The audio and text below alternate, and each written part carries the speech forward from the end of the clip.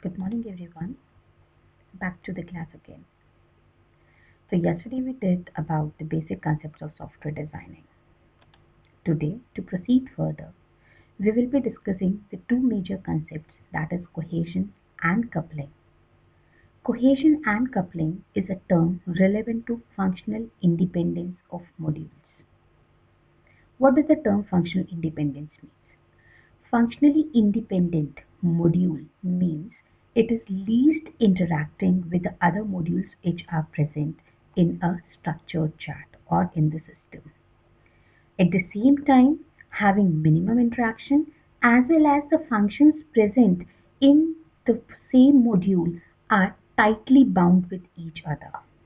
Right? So if the modules are closely bound or cohesive in nature, we call it as cohesion. While if it is least interacting with the other modules, we say it is having low coupling.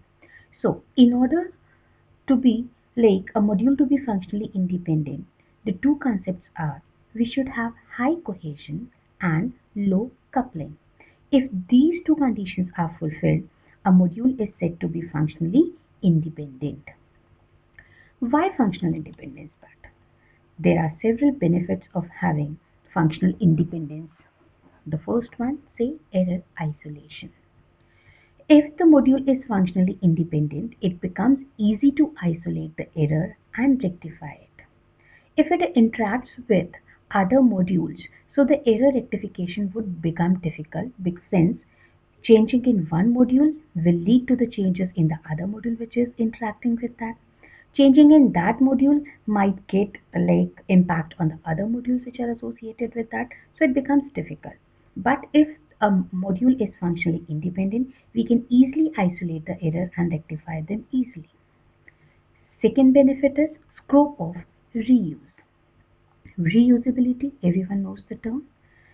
If you are going to develop a module, like in the C programming language, we make functions.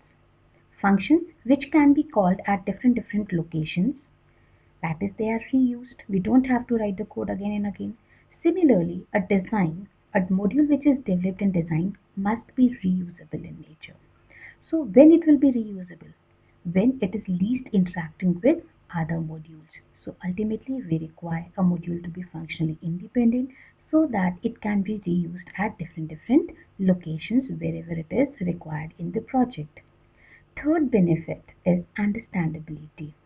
If the module is having the similar functionalities, least interacting with the other modules, that is complexity is less, so ultimately it becomes understandable in nature.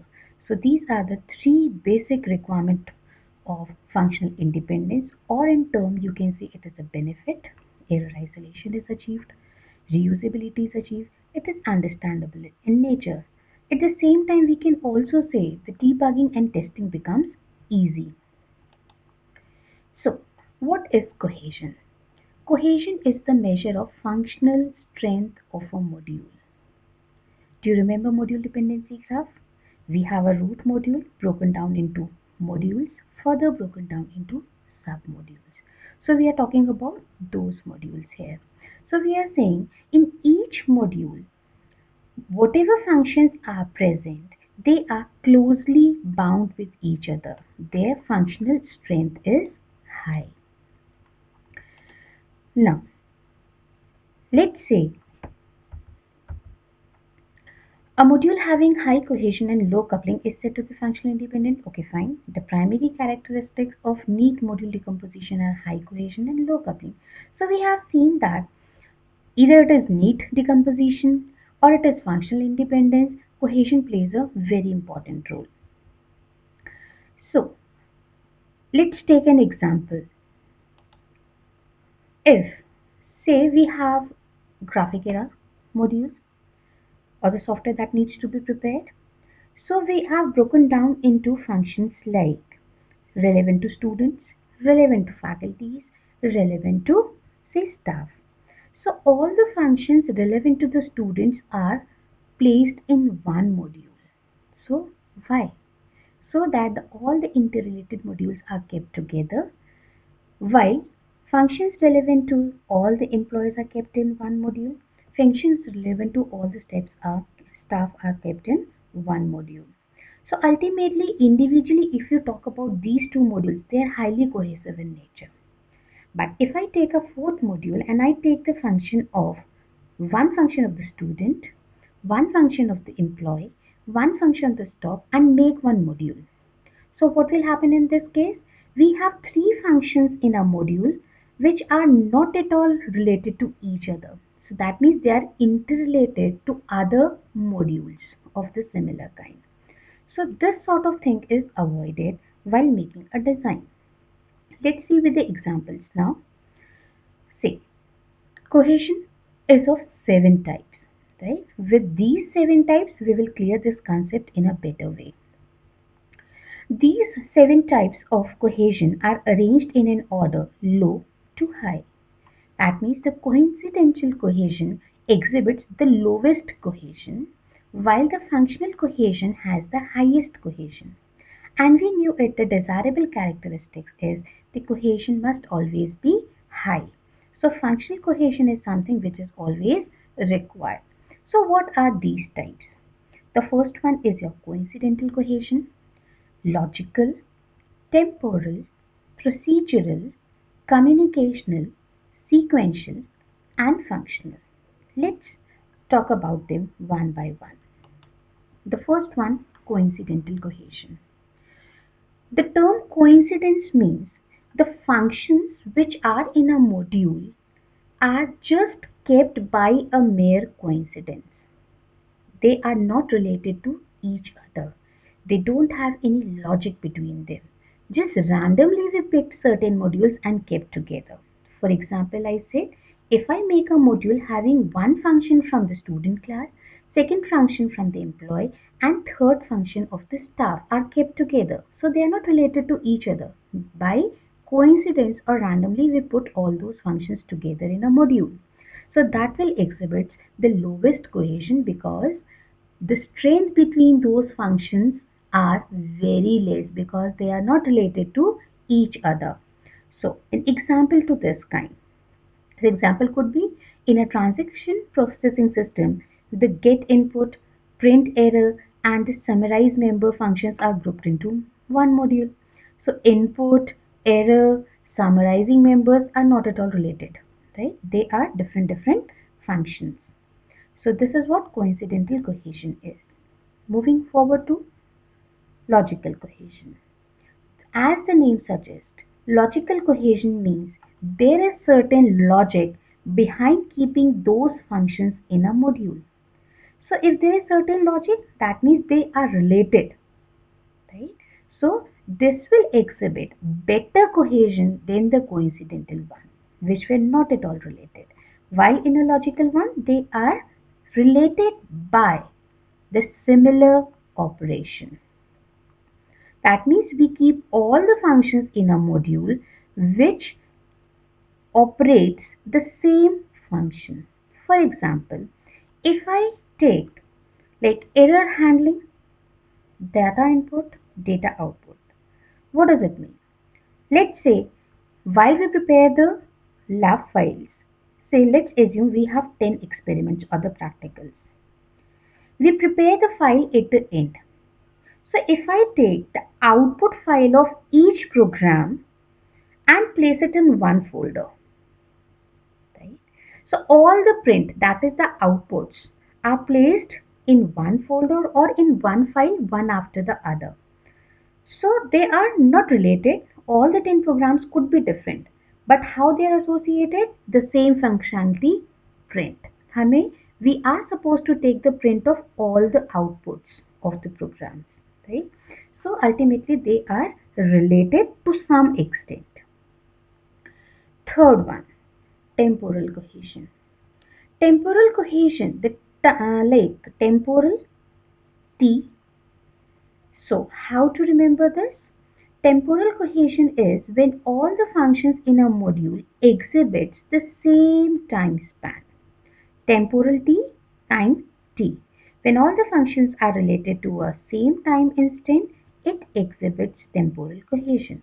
For example, initialization, startup, shutdown of some process.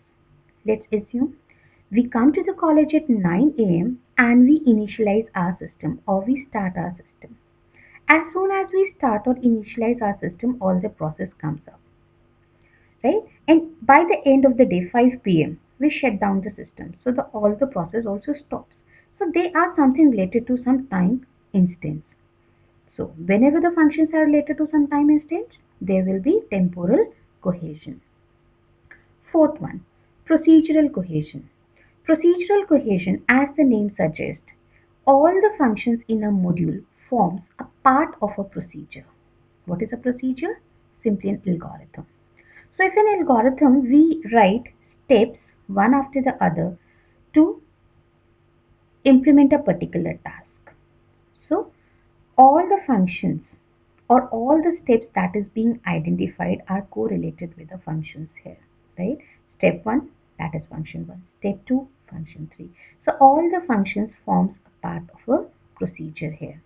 Example, say we want an algorithm for decoding a message or an algorithm for sending, like you can say sending an SMS. What are the steps required for sending an SMS? You open your mobile, you unlock it, you go to the create functionality of the message box, you go to create, you type in the message, attach any form, add the recipient, and send it. Right? So these are the steps. So if in a module all the functionalities which are present forms a part of a procedure, that exhibits procedural cohesion. Another one, communicational cohesion. Communicational cohesion is when all the functions in a module refer to or update the same data structures. Right? What do we mean here? Like, for example, if I take in stack, right? What are the functions that operates on a stack? Push, pop, display.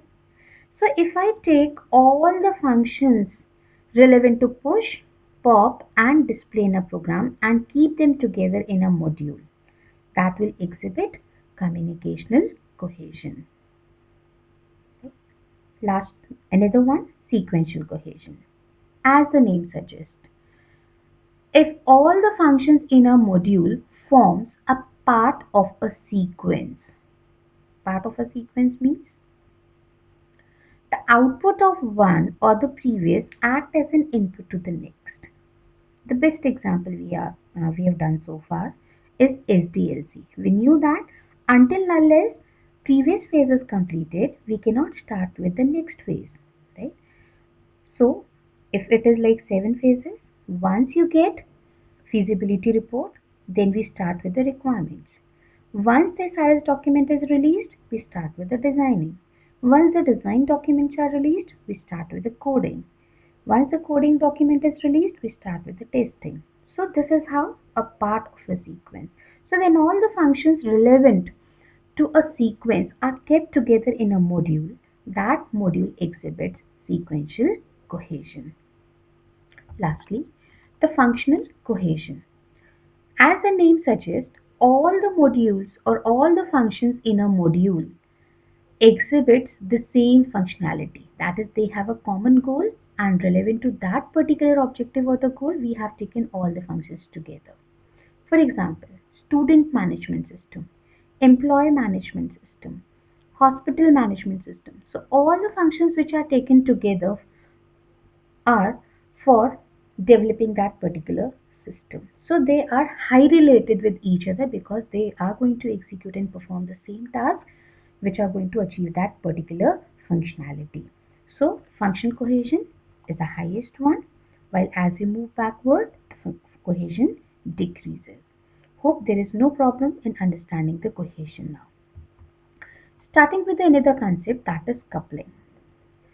Coupling is like, as the name suggests, it is a degree of interdependence or interaction between two modules.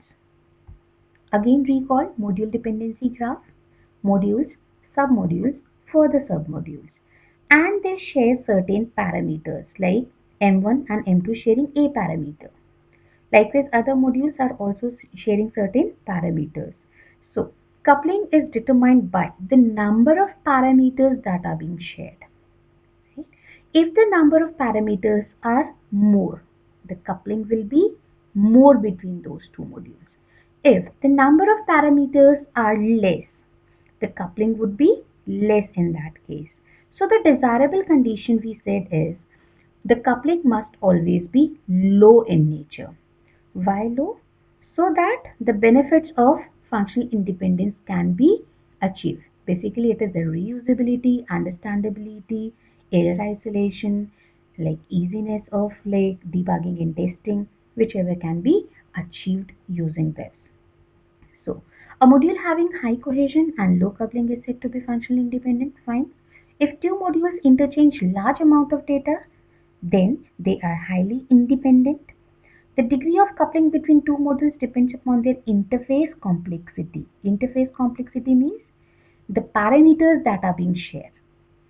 Now, interface complexity can be related to two things.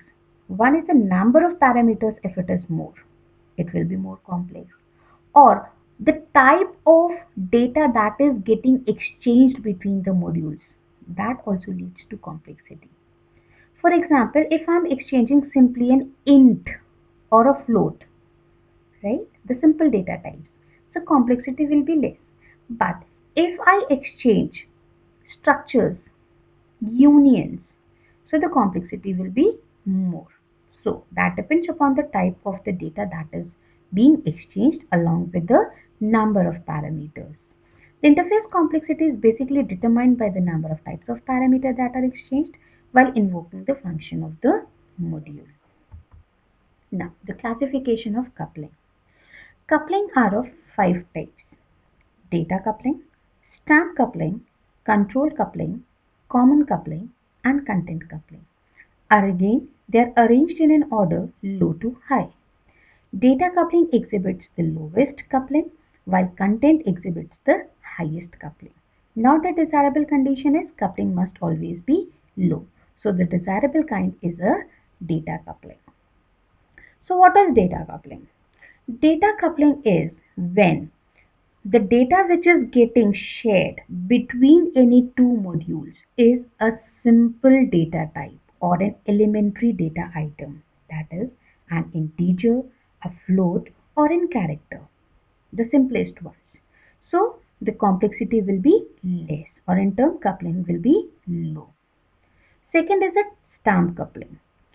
Any two modules exhibits a stamp coupling if they communicate using a composite data item. Now, what is a composite data item? Like I said, structures in C, or it may be a records in Pascal. So it will exhibit more coupling as compared to the data coupling. The third one, control coupling. Control coupling is exists between any two modules if the data from one module is used to direct the order of execution in another. What does it mean? Everyone remember the concept of flag byte? When a flag is set to, like it can be set to 1 and 0. If it is 1, this set of instructions to be executed. If the flag is 0, another set of sequence of instructions will be executed. So that means the value of this flag is controlling the order of execution in some other module. Right? So control coupling is if data from one module is used to direct the order of execution in another. Example, flag. Fourth one, common coupling. So, two modules are commonly coupled if they share some global data item. Till now, we were discussing about the simple or the composite data types. Now, what are global data items which are being shared globally, right? So, if global data items are shared, common coupling will be there between the modules. Last one, that is content coupling. Content coupling means if the entire content or the code is shared between two modules, then it exhibits content coupling. For example, a branch from one module into another module. Complete branch means entire execution statements or the instructions are being shared with the other module. So content coupling, since entire content of the code is being shared, it will exhibit highest coupling, which is not at all desirable for any module to be functionally independent. Right? Kindly go through the slides. If you have any problem, do let me know. I'll try to resolve your queries. Thank you.